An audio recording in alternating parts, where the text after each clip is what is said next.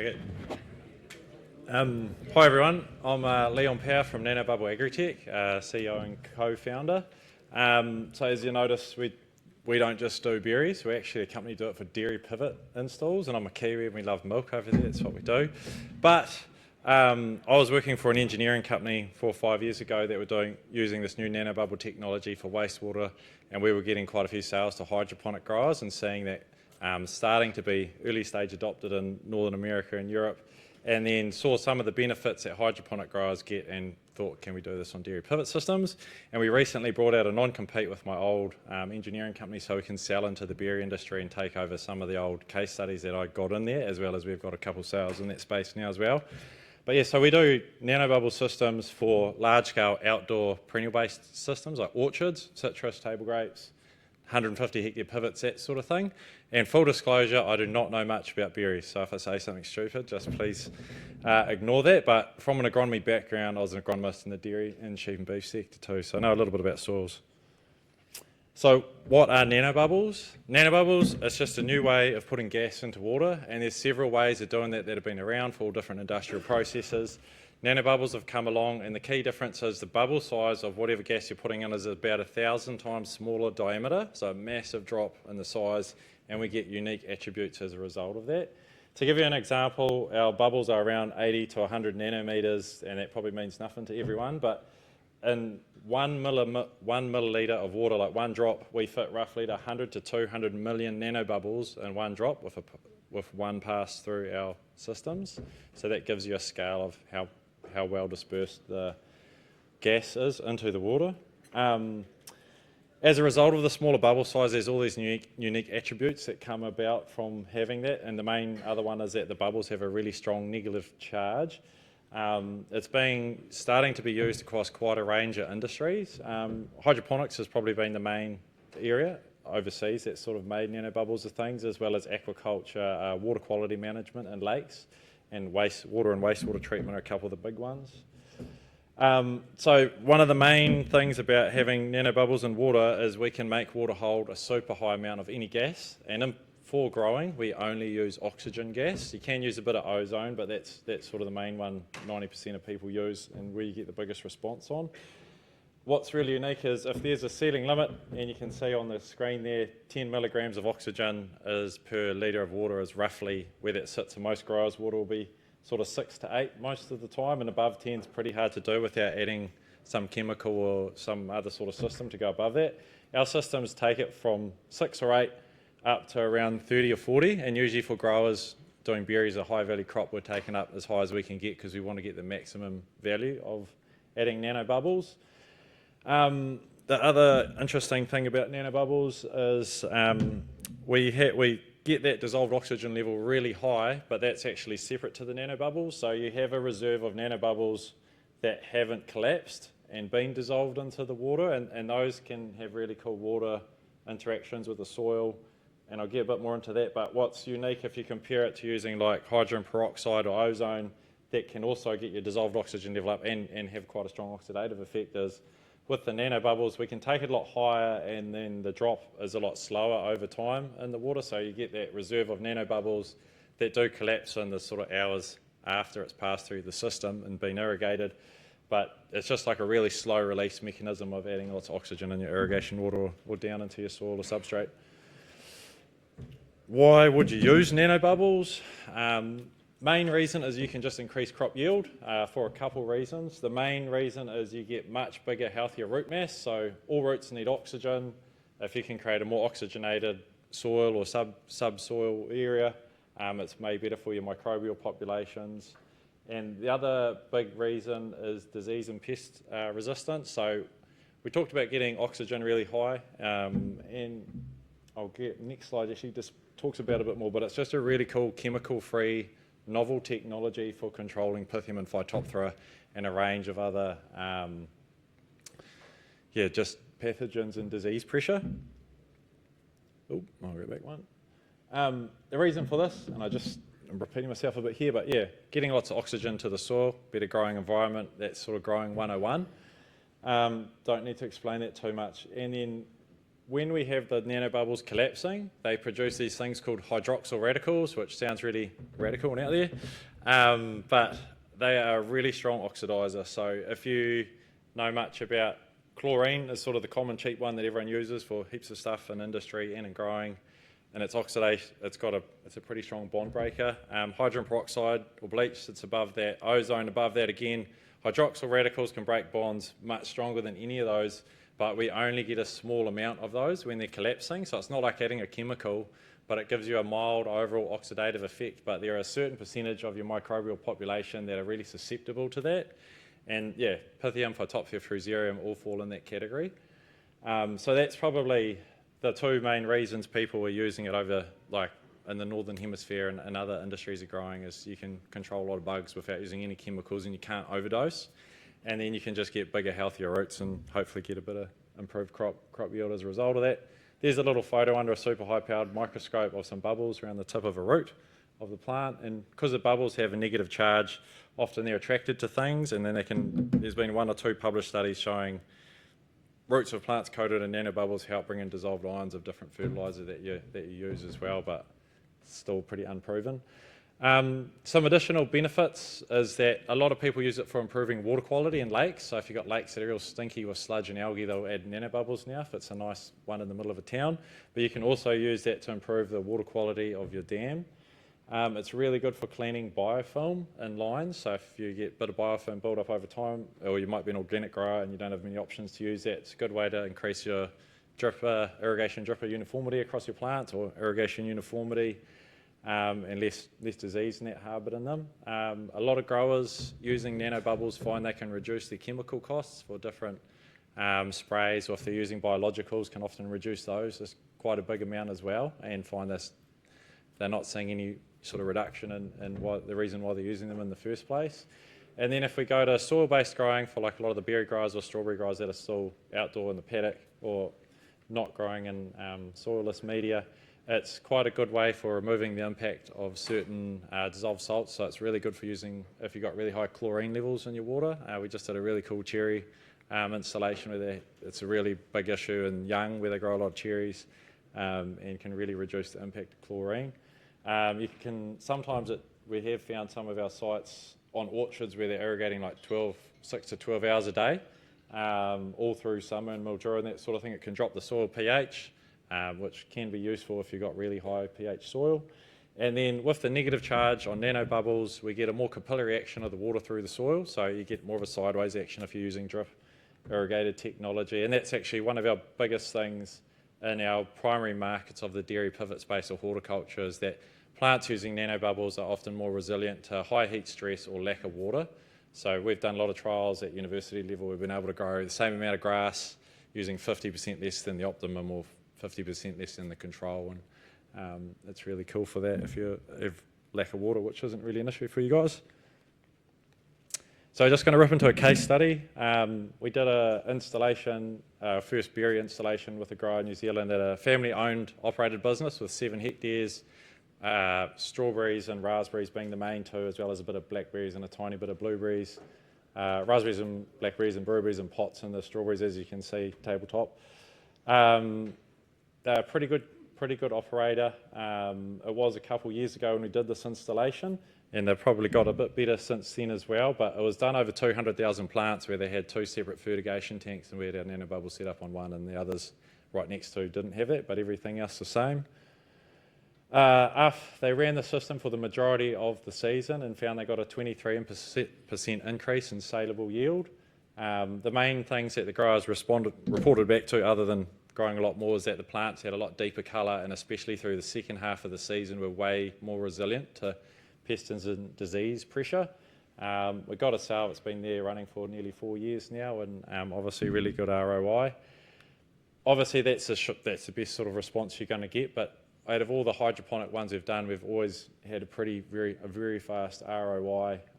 Soil-based growing, it's a lot more dependent on the situation rather than on soilless. And yeah, they had a recirculated water system, so obviously had a bit more disease pressure coming back, and they were also using seedlings that were grown in soil, whereas now they don't.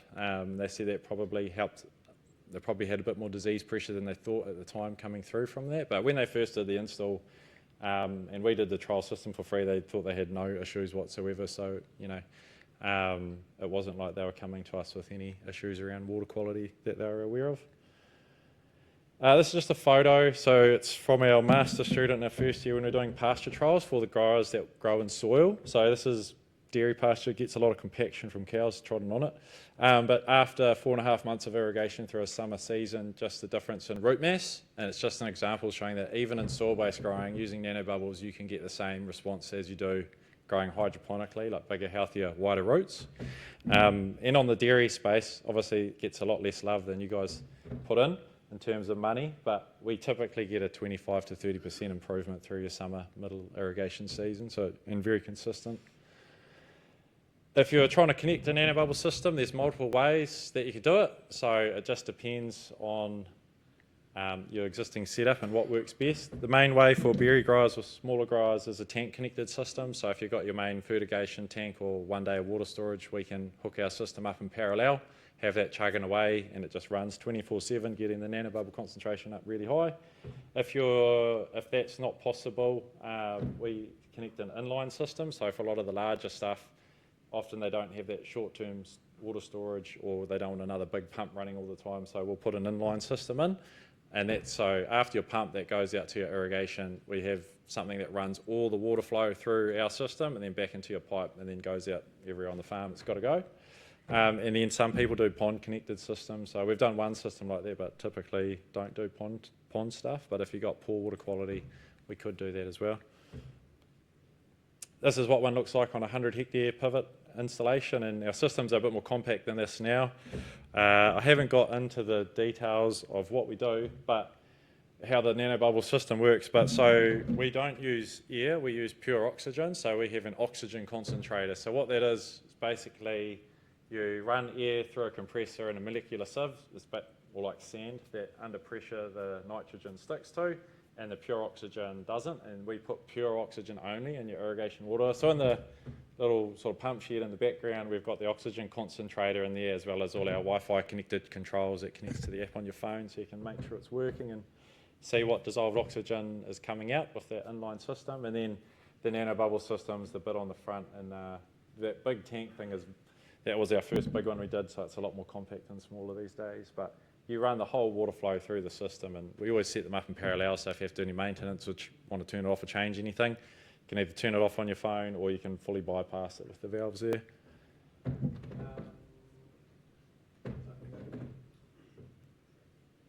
Yeah, so lastly, obviously we have a completely new technology. It's a hardware product, and you growers get so much different tech coming at them, and it's very different. So, and not being from the berry industry myself, the way we do it on orchards and for berry growers, to say if you want to have a try and think, I think I've got a good use case for this, or just think I can get a bit more yield out of what I'm doing, and it's a really low cost way of improving the productivity of my orchard. We have trial systems that we can lease you for $4,500.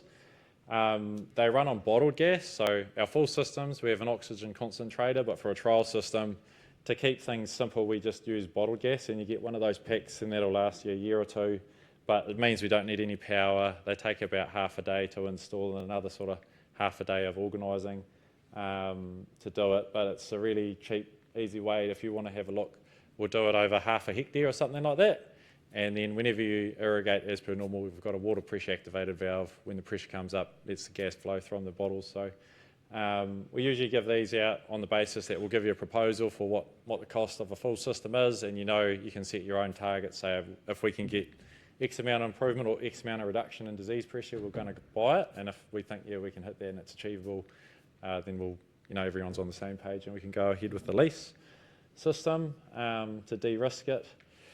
Yeah, and then in summary, nanobubble is just a completely new chemical-free way of controlling soil-borne disease, or trying to get an extra 3, 4, 5% out of whatever you're growing, or maybe more if you have underlying issues from poor water quality or disease pressure. We've got a stand. We're with Fiona from Bitwise, or the two fees, if anyone knows those ladies. So we're down in the bottom section down there if you want to come and chat or learn a bit more. And That's pretty much the nuts and bolts, what I think. Any questions? Yes, you've got time for questions. Oh, I've got some flyers up the back too if you want an info sheet as well, or come and talk to us on the stand. Any questions? Stuart? I noticed you had it compared to oxygenating Venturi. Yep. Does it, with the level of oxygenation, is it enough to drop out iron? Yes, it is. It does, but when people have looked at it for a technology to remove iron, it's a lot more expensive than other systems you could use. So it is something you can use to remove iron out of your water, but there's probably a lot cheaper options you can do if that's the only reason you're doing it. Pre-filtration. But would the nanobubbles last, in the action of precipitating iron, would that then negate the nanobubbles for? No, it's the amount of nanobubbles that would be used, and that would be like 1 or 2% of the gas that we're putting in.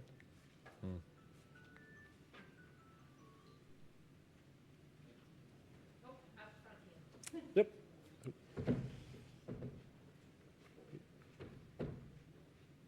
Yeah, I'm wondering how much the pH can drop down. How much it costs? No, not concept. The pH drop down. So using nanobubbles will you typically drop your pH a bit, and then in your soil over time, it depends on how much irrigation you're using and the period of that. So of the 20 or so like soil-based orchard installations or trials that we've done, we've probably had 3 or 4 that we've seen a drop in pH over like a season or 2. And so if they had a pH of 7, they might have dropped it to 6 or 5.8 or something like that would be a common amount, but it takes quite a while to do that. Yeah. How much organic matter would affect, so does organic matter in your water affect the efficacy of it or the? Nah, it doesn't make any difference. If you are trying to remove organic matter, like you have a lot of organic matter coming down the line, like we're not the only nanobubble company, but there's a couple that do, where people have recycled water in cities and they're buying it from a wastewater treatment plant. There's a lot of organic loading and that sort of thing. It works really good in those instances just because of the pressure coming from a lot of organic matter coming down the line as a result of that, and just being able to knock back bugs that are sort of coming through from that sort of system. Any other questions, Lorraine? No?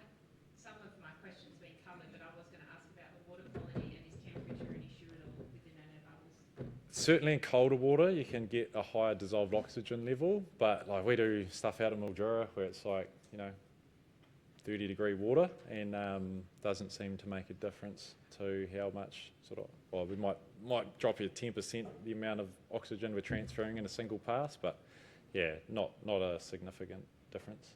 And are there any other water quality parameters we need to be aware of if using that technology? Probably just that, your pH, you need to keep an eye on your pH a little bit, might drop a bit is the main one we've seen. And then we've tried to look at it a couple different sites now, like what's it doing with organic matter in the soil, because obviously you're chucking bulk oxygen down there. Are you chewing up your organic matter faster, or are you maybe, if you've got bigger roots that are turning over more often, getting a bit more organic matter down there? But we've just seen quite a wide array of different results, so we haven't seen anything concrete. But coming from my agronomy background, I imagine, and we're only getting our sort of dairy sites running for 3.5 years total at the moment. Like I'd say you probably need a bit more inputs if you're growing in soil and you're taking more off. But again, we haven't really been going long enough to accurately be able to answer that. That's my gut feel though. I think we probably need to put a bit more input in, but could be wrong. So we don't have any more questions? Going once, going twice? Yep, we're all good. Thank you very much for that. Cool. Thanks.